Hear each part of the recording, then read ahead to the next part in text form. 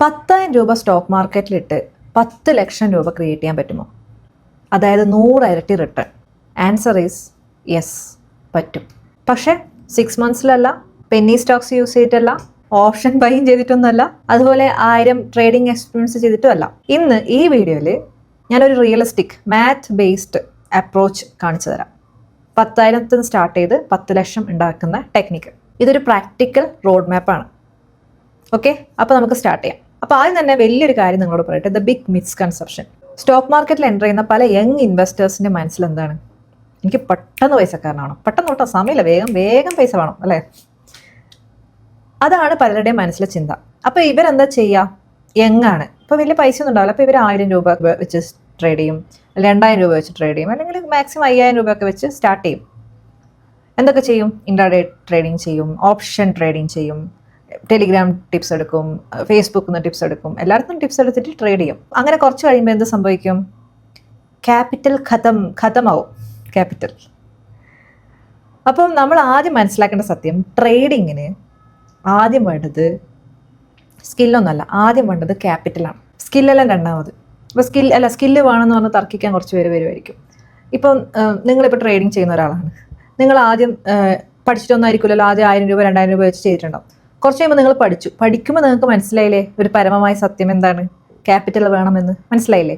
അപ്പോൾ ക്യാപിറ്റൽ വേണം, അത്രേ ഉള്ളൂ. കാരണം നിങ്ങളൊരു 2000 രൂപക്ക് ട്രേഡ് ചെയ്യാണ്, ഒരു ദിവസം ഒരു 5% പ്രോഫിറ്റ് ഉണ്ടാക്കുന്നത്, അല്ലെങ്കിൽ ഒരു 10% തന്നെ ഉണ്ടാക്കിയതായിരിക്കും. ഇപ്പോൾ എത്രയാണ് ലാഭം? 200. ഒരു ദിവസം 200 രൂപ കിട്ടാൻ ഇന്നത്തെ കാലത്ത് എത്ര എളുപ്പമാണ്? ഒരു ദിവസം 1000 രൂപ കിട്ടാൻ എന്തൊരു എളുപ്പമാണ്. അപ്പോൾ small capital plus high risk trading എന്ന് പറയുന്നത് ക്യാപിറ്റൽ ഡിസ്ട്രക്ഷനാണ്. ക്യാപിറ്റൽ കംപ്ലീറ്റ്ലി പോകും. അപ്പോൾ അതുകൊണ്ട് തന്നെ നമ്മൾ എപ്പോഴും ചിന്തിക്കേണ്ടത്, നമ്മുടെ ഫസ്റ്റ് ഗോൾ എന്ന് പറയുന്നത് ട്രേഡ് ചെയ്ത് ക്യാപിറ്റൽ നശിപ്പിക്കുക എന്നതല്ല, ആദ്യം ക്യാപിറ്റൽ ബിൽഡ് ചെയ്യുക എന്നതാണ്. ആദ്യം ക്യാപിറ്റൽ ബിൽഡ് ചെയ്യണം, എന്നിട്ട് നമ്മൾ ട്രേഡ് ചെയ്യണം. ഈവൻ പ്രൊഫഷണൽ ട്രേഡേഴ്സൊക്കെ ലാക്സിലാണ് ട്രേഡ് ചെയ്യുന്നത്, 2000 രൂപക്കല്ല ട്രേഡ് ചെയ്യുന്നത്. അപ്പോൾ നമ്മൾ 1000 രൂപയും 2000 രൂപ ഇട്ട് സ്റ്റോക്ക് മാർക്കറ്റിൽ ചെയ്യുന്നത് എന്താണ്? ഗാംബ്ലിംഗ് ആണ്, ട്രേഡിംഗ് അല്ല. ഞാൻ കുറച്ച് ഹാർഷായോ? പക്ഷേ ഇതാണ് സത്യം. സത്യം ഇങ്ങനെയല്ലേ പറയാൻ പറ്റുള്ളൂ. അപ്പോൾ നമുക്കിനി റിയാലിറ്റിയിലേക്ക് വരാം. 10,000 സ്റ്റാർട്ട് ചെയ്ത് 10 ലക്ഷം ഉണ്ടാക്കണം. ഓക്കെ, അപ്പം നമ്മൾക്കിത് ഉണ്ടാക്കാൻ പറ്റുമോ? നോക്കാം.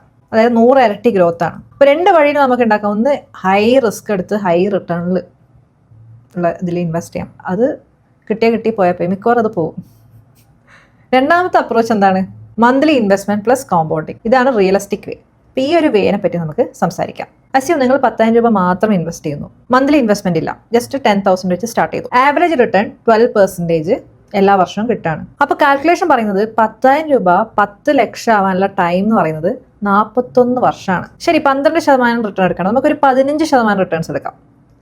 അപ്പോൾ ഈ 10,000 രൂപ 10 ലക്ഷം ആവണമെന്നുണ്ടെങ്കിൽ 32 വർഷം എടുക്കും. ഇനി റിട്ടേൺ 18% ആണെങ്കിലോ അപ്രോക്സിമേറ്റ്ലി 26 വർഷം. അപ്പോൾ കൺക്ലൂഷൻ എന്താണ്? 10,000 രൂപ മാത്രം കോമ്പൗണ്ട് ചെയ്ത് 10 ലക്ഷം ആക്കുന്നത് റിയലിസ്റ്റിക് അല്ല. കുറച്ച് മന്ത്ലി ഇൻവെസ്റ്റ്മെന്റും കൂടി ഇതിന്റെ കൂടെ ഇടണം.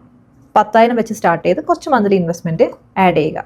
ഫോർ എക്സാമ്പിൾ 10,000 രൂപ വെച്ച് സ്റ്റാർട്ട് ചെയ്തു, എല്ലാ മാസവും 5,000 രൂപ ഇൻവെസ്റ്റ് ചെയ്യണം, മന്ത്ലി ഇൻവെസ്റ്റ്മെന്റ്. അപ്പോൾ നമ്മൾ റിട്ടേൺ ഒരു 15% എടുക്കുകയാണെങ്കിൽ ഒരു 8-9 വർഷത്തിനുള്ളിൽ നമുക്ക് 10 ലക്ഷം അച്ചീവ് ചെയ്യാൻ പറ്റും. ഞാനിവിടെ 15% റിട്ടേൺ എടുക്കാൻ കാരണം സിൻസ് ഇൻസെപ്ഷൻ നിഫ്റ്റി 15 റിട്ടേൺ ഏകദേശം 11-12% റിട്ടേൺ ആണ് തന്നിട്ടുള്ളത്. പക്ഷേ ചില 10 ഇയർ പീരീഡിൽ 14-15% റിട്ടേൺ നിഫ്റ്റി തന്നിട്ടുണ്ട്. ഓക്കെ, അതാണ് ഇവിടെ 15% എടുത്തത്. അതുകൊണ്ടൊരു ഒപ്റ്റിമിസ്റ്റിക് അസംഷൻ ആണ് ഇവിടെ 15%. പക്ഷേ നിങ്ങൾ പറയുകയാണെങ്കിൽ 8-9 വർഷം എന്ന് പറയാൻ എനിക്ക് പെട്ടെന്ന് തന്നെ വേണം പൈസ. ശരി, പെട്ടെന്ന് തന്നെ പൈസ വേണമെന്നുണ്ടെങ്കിൽ എന്താ അടുത്ത സ്ട്രാറ്റജി? 10,000 രൂപ വെച്ച് തുടങ്ങി, എല്ലാ മാസവും ഒരു എമൗണ്ട് ഇടുന്നു, 5,000 രൂപ ഇടുന്നു. പക്ഷേ അത് ഇൻക്രിമെന്റ് ചെയ്യുന്നു എല്ലാ വർഷവും. 5,000 രൂപ എല്ലാ വർഷവും 10% ഇൻക്രിമെന്റ് ചെയ്യുന്നു. അങ്ങനെ ഇൻക്രിമെന്റ് ചെയ്യുവാണെങ്കിൽ 10 ലക്ഷം ആവാൻ ഒരു 7 to 8 years മതി. ഇത് വർക്കിംഗ് പ്രൊഫഷണൽസിന് വളരെ പ്രാക്ടിക്കൽ ആയിട്ടുള്ളൊരു വഴിയാണ്. ഇപ്പോൾ നമ്മൾ 22ാമത്തെ വയസ്സിൽ ജോലിക്ക് കയറുന്നു, നമ്മൾ ഈ ഒരു ഇൻവെസ്റ്റ്മെന്റ് സ്ട്രാറ്റജി യൂസ് ചെയ്യുന്നു, നമുക്കൊരു 7-8 വർഷത്തിനുള്ളിൽ ഒരു 10 ലക്ഷം രൂപ ക്രിയേറ്റ് ചെയ്യാൻ പറ്റും. ആ സമയത്ത് നമുക്ക് വേണമെങ്കിൽ കാർ വാങ്ങാം, അല്ലെങ്കിൽ കല്യാണം കഴിക്കാം. ആ 10 ലക്ഷം കൊണ്ട് എന്ത് വേണമെങ്കിൽ ചെയ്യാം. ഇനി കുറച്ചും കൂടി ഒരു അഗ്രസീവ് ആയിട്ടുള്ള സിറ്റുവേഷൻ ആണെന്നുണ്ടെങ്കിൽ 10,000 രൂപ വെച്ച് സ്റ്റാർട്ട് ചെയ്യാം. അത് കഴിഞ്ഞ് എല്ലാ മാസവും 10,000 രൂപ SIP ആയിട്ട് ചെയ്യാം.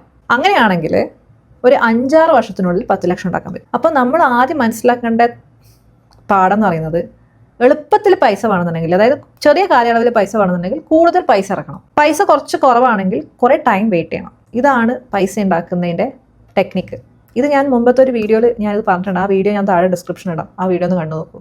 ഇങ്ങനെയാണ് നമ്മൾ പൈസ ഉണ്ടാക്കേണ്ടത്. അതാണ് കോമ്പൗണ്ടിങ്. അപ്പം ഇതെങ്ങനെ നമുക്ക് പ്രാക്ടിക്കലി നമുക്ക് ചെയ്യാം, ഈ അപ്രോച്ച് എങ്ങനെ പ്രാക്ടിക്കലി ചെയ്യാം? നമുക്ക് മ്യൂച്വൽ ഫണ്ട്സിന്റെ സഹായത്തോടു കൂടി ചെയ്യാം. അപ്പോൾ ഈ മ്യൂച്വൽ ഫണ്ട് ക്രിയേറ്റ് ചെയ്യുമ്പോൾ നമ്മുടെ പോർട്ട്ഫോളിയോ ബാലൻസ്ഡ് ആയിരിക്കണം. ഫോർ എക്സാമ്പിൾ, ഒരു സ്ട്രക്ചർ എന്ന് പറയുന്നത് നമുക്കൊരു 50% നമുക്ക് ഇൻഡെക്സ് ഫണ്ടിലിടാം. കാരണം അത് ലോ കോസ്റ്റ് ആണ്, കൺസിസ്റ്റന്റ് ആണ്. ICICI Prudential Nifty 50 index fund ഉണ്ട്, UTI Nifty 50 ഇൻഡെക്സ് ഫണ്ട് ഉണ്ട്, അല്ലെങ്കിൽ HDFC ഇൻഡെക്സ് സെൻസെക്സ് ഫണ്ട്. അപ്പോൾ നമ്മളൊരു ഇൻഡെക്സ് ഫണ്ട് സെലക്ട് ചെയ്ത് അതിൽ നമ്മുടെ 50% ഇടാം. ബാക്കി 25% ഫ്ലെക്സി ക്യാപ് ഫണ്ട് ഇടാം. കാരണം അത് ആക്റ്റീവ്ലി മാനേജ്ഡ് ഡൈവേഴ്സിഫൈഡ് ആയിട്ടുള്ള ഒരു ഫണ്ടാണ്. അതിന്റെ എക്സാമ്പിൾസ് എന്തൊക്കെയാണ്? HDFC ഫ്ലെക്സി ക്യാപ്പ് ഉണ്ട്, SBI ഫ്ലെക്സി ക്യാപ്പ് ഉണ്ട്, Parag Parikh flexi cap fund ഉണ്ട്, ICICI Prudential flexi cap fund ഉണ്ട്.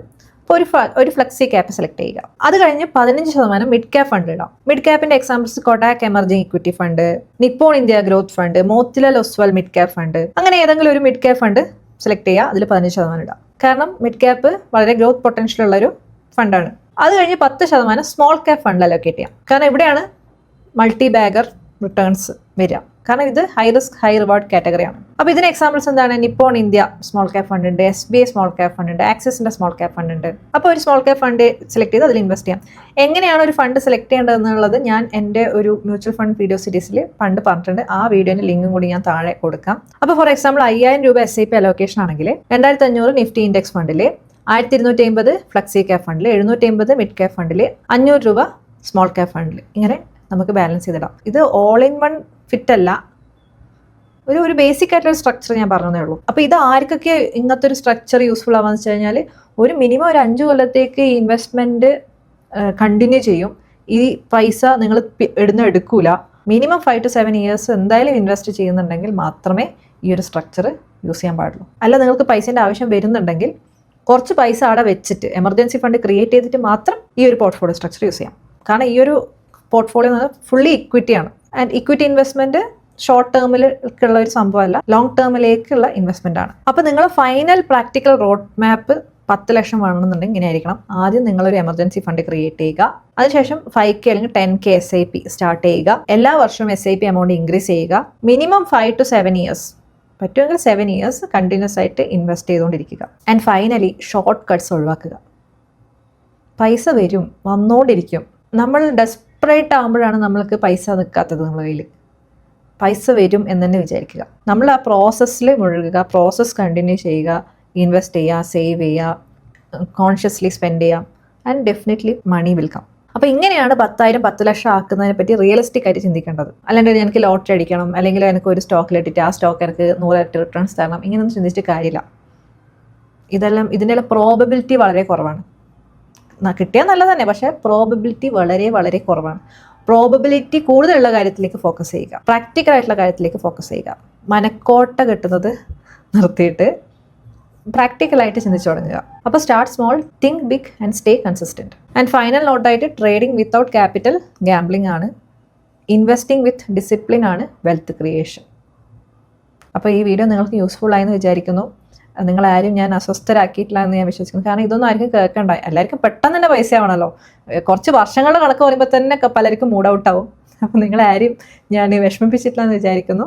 വീഡിയോ ഇഷ്ടപ്പെട്ട് കഴിഞ്ഞാൽ ലൈക്ക് ചെയ്യാം, ഷെയർ ചെയ്യാം, ചാനൽ സബ്സ്ക്രൈബ് ചെയ്യാം. നമുക്ക് അടുത്ത വീഡിയോയിൽ കാണാം. Take care, by.